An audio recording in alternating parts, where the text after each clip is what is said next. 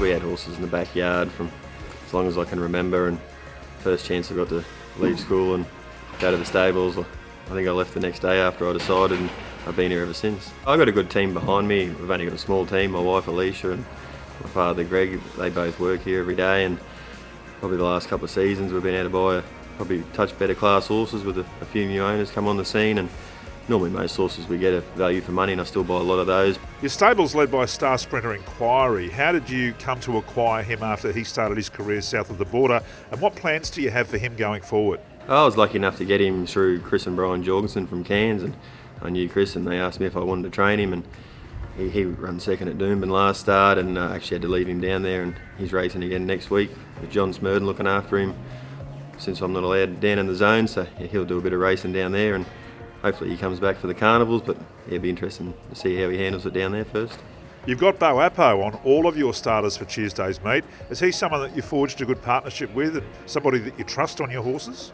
Yeah, no, Bo, he came up here probably a month ago, and he comes and rides work every day, and he's riding them all at Mackay, but he's ridden 3 of them before. He's ridden them well, and the other horse he's ridden work before, so I'm happy to have him on, and he's a lightweight jockey, so you don't have to worry about not being able to make the weight. He can ride them all anywhere he goes. Flying KASS makes the step up to the 1560 metres, a distance that he's only run once at. Is that where you see his ideal trip, and how's he shaping up second up from that small let up? She definitely wants a mile. Last start was probably going to be 6 weeks between runs, so we started her in the 1200. She raced well. She just lacks a turn of foot, but she raced well at Mackay the start before, and she probably had a bit of a better run. She might have finished a bit closer. Only Want to Sing is going for his 4th on the trot. Where do you see his potential taking him? He's a horse that I've got a lot of time for. He's got plenty of ability.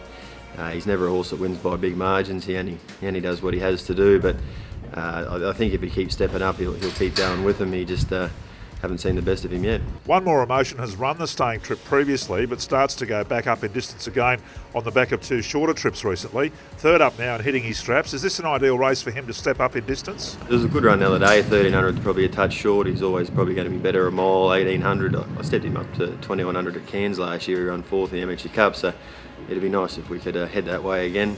She's a Zinger is having her first start for you after arriving from the Barry Lockwood stable. What did you like in this lightly raced filly, and how has she taken to Central Queensland? She settled in great. She came up in terrific order from Barry.